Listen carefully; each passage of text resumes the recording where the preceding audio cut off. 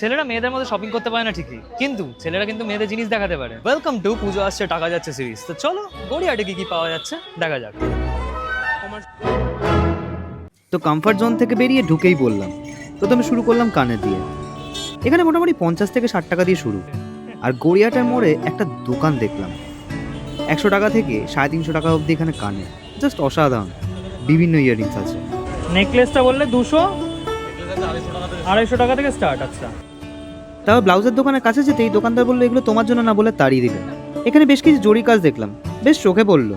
তারপর কিছু চুলের ক্লিপ দেখলাম, মোটামুটি 10-20 টাকা হবে। আর চুড়িদারগুলো জাস্ট অসাধারণ, খুব একটা দাম দেখলাম না, মোটামুটি 200 থেকে 300 টাকা থেকে শুরু।